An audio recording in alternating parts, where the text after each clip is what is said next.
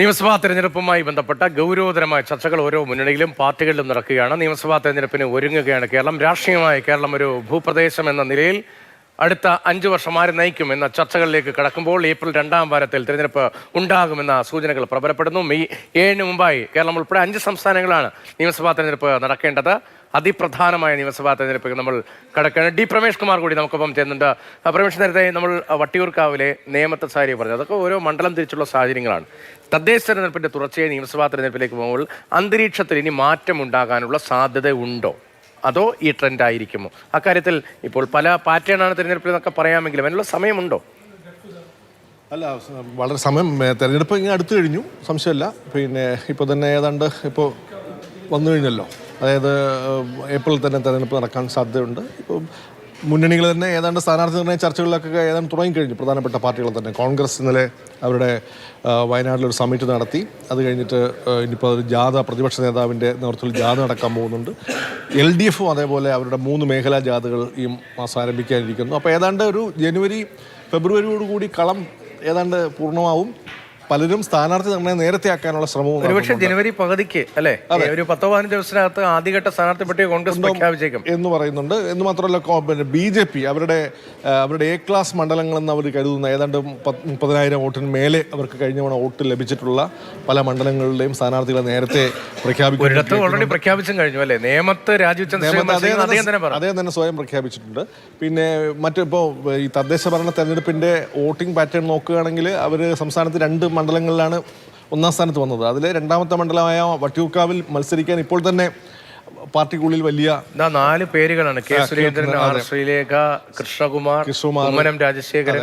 കൃഷ്ണകുമാർ ഏറ്റവും ഒടുവിലായിട്ട് കഴിഞ്ഞ തവണ തിരുവനന്തപുരം മണ്ഡലത്തിൽ മത്സരിച്ച ആളാണ്. അത് കഴിഞ്ഞ പാർലമെന്റ് തെരഞ്ഞെടുപ്പിൽ കൊല്ലത്ത് പോയി മത്സരിച്ച ആളാണ്. അദ്ദേഹം ആ സീറ്റിൽ മത്സരിക്കാനുള്ള താല്പര്യം പ്രകടിപ്പിച്ചിരിക്കുന്നു. ഇപ്പോൾ സ്വയം താല്പര്യം പ്രകടിപ്പിച്ച് 2 പേര് തന്നെ വന്നു കഴിഞ്ഞു ആ പാർട്ടിയിൽ നിന്ന്. സംസ്ഥാന പ്രസിഡന്റും വന്നു, മറ്റൊരു സ്ഥാനാർത്ഥിയും വന്നു. ഈ ആർ ശ്രീലേഖയുടെ ഇന്നലത്തെ അവർ പരസ്യമാക്കിയ അവരുടെ അതിർത്തിയുടെ പ്രധാന കാരണം വട്ടിയൂർക്കാവ് മണ്ഡലത്തിൽ വീണ്ടും മുൻ പ്രസിഡന്റ് കെ സുരേന്ദ്രൻ മത്സരിക്കാൻ സാധ്യതയുണ്ട് എന്ന് കേട്ടതിലാണെന്ന് പറയുന്നു. അപ്പോൾ അങ്ങനെ ഈ പറഞ്ഞ 2 മണ്ഡലങ്ങളും ആണ് അവർക്ക് ഈ പറഞ്ഞ പലരും മത്സരിക്കാൻ ആഗ്രഹിക്കുന്ന മണ്ഡലങ്ങൾ. അപ്പോൾ ഏതാണ്ട് കളം ഒരുങ്ങിക്കഴിഞ്ഞു. LDFൽ അത് സംബന്ധിച്ചുള്ള പ്രധാന പാർട്ടികളായ CPM-ഉം CPI-യും അങ്ങനെയുള്ള സ്ഥാനാർത്ഥി നിർണ്ണയം അടക്കമുള്ള ഈ ഘട്ടത്തിലേക്ക് കടന്നില്ലെങ്കിൽ പോലും ചില മാനദണ്ഡങ്ങൾ സംബന്ധിച്ചുള്ള ആലോചനകൾ അവർ നടക്കുന്നുണ്ട്. സിറ്റിംഗ് എം എൽ എമാർ ഉൾപ്പെടെ മത്സരിക്കാനും ആ സീറ്റ് പിടിച്ചെടുക്കുക എന്നുള്ളതാണ് പ്രധാനപ്പെട്ടത്. അപ്പോൾ ആ മണ്ഡലത്തിൽ ആ സിറ്റിംഗ് MLA മത്സരിച്ചാൽ ആ മണ്ഡലം പിടിച്ചെടുക്കാൻ കഴിയുമെങ്കിൽ അദ്ദേഹം തന്നെ അല്ലെങ്കിൽ അവർ തന്നെ മത്സരിക്കട്ടെ എന്നുള്ളൊരു വ്യവസ്ഥയിലേക്ക് വരുന്നു എന്ന് പറയും. നേരത്തെ 2 ടേം എന്നുള്ളൊരു വ്യവസ്ഥ ഉണ്ടായിരുന്നല്ലോ. അപ്പോൾ അതിൽ ഇളവ് നൽകുന്നത് ചിലർക്ക് മാത്രമായിരുന്നു. അപ്പോൾ അത് സ്വാഭാവികമായിട്ടും ആ മണ്ഡലം വിജയിക്കാനുള്ള ഒരു സാധ്യത ഉണ്ടെങ്കിൽ അവർക്ക് ഇളവ് നൽകാനാണ് തീരുമാനം. അതോടൊപ്പം തന്നെ ഒറ്റ തവണ മത്സരിച്ച ചില MLA-മാരുണ്ട്. കഴിഞ്ഞ തവണ പുതുമുഖങ്ങൾക്ക് അവസരം കൊടുത്തു പല മണ്ഡലങ്ങളിലും. അവർ മത്സരിച്ചാൽ ചിലപ്പോൾ ആ സീറ്റ് ജയിക്കില്ല എന്ന് ഉണ്ടെങ്കിൽ മറ്റേതെങ്കിലും പ്രധാന നേതാക്കൾ നേരത്തെ മാറ്റി നിർത്തപ്പെട്ടവരുണ്ടല്ലോ, അവരുടെ ആരെങ്കിലും സാന്നിധ്യം കൊണ്ട് ആ സീറ്റ് ലഭിക്കാൻ സാധ്യതയുണ്ടെങ്കിൽ അവരെ മത്സരിപ്പിക്കാൻ വരെ ആലോചനയുണ്ടെന്നൊക്കെ കേൾക്കുന്നു. പക്ഷേ യുവമുഖങ്ങളെയും സ്ത്രീകളെയുമാണ് UDF പരിഗണിക്കുന്നത്. ഇപ്പോൾ ലോക്സഭാ തെരഞ്ഞെടുപ്പിലെ പരീക്ഷണം TM തോമസ് ഐസക്കിനെ ഉൾപ്പെടെ രംഗത്തിറക്കിക്കൊണ്ടായിരുന്നു LDFന്റെ തെരഞ്ഞെടുപ്പ് പ്രചാരണം. പക്ഷേ തോൽക്കില്ല എന്ന് കരുതിയ KK ശൈലജ ഉൾപ്പെടെ തോൽക്കില്ല എന്ന് കരുതിയവർ തോറ്റുപോയില്ലേ? അപ്പോൾ അത്തരം ഒരു പരീക്ഷണം വീണ്ടും ആവർത്തിക്കാൻ സാധ്യതയുണ്ടോ? ആ കാര്യങ്ങളിലൊരു തീരുമാനം എപ്പോഴേക്കും CPM നമ്മൾ പ്രതീക്ഷിക്കില്ല. ഈ പാർലമെന്റ് തെരഞ്ഞെടുപ്പും ഈ പറയുന്ന പോലെ ഒരു വളരെ പൊളിറ്റിക്കലായിട്ടുള്ളൊരു തെരഞ്ഞെടുപ്പായിരുന്നു. അതിനകത്ത് സ്ഥാനാർത്ഥി ആര് എന്നുള്ളതല്ല പ്രധാനപ്പെട്ട. അതിനകത്തൊരു രാഷ്ട്രീയമായിട്ട് ദേശീയ രാഷ്ട്രീയങ്ങളായിരുന്നു അതിനകത്ത് കൂടുതൽ വിലയിരുത്തപ്പെട്ടത്. കഴിഞ്ഞ 2 പാർലമെന്റ് തെരഞ്ഞെടുപ്പും 2019-ഉം 2024-ലും തെളിയിക്കുന്നത് അങ്ങനെയാണ്. സ്ഥാനാർത്ഥികളെ നോക്കിയല്ല ശരിക്കും അതിനകത്ത്. UDFന് അക്രോസ് ദ കേരള ഏതാണ്ട് പൂർണ്ണമായിട്ടും UDFന് അനുകൂലമായൊരു തരംഗമായിരുന്നു.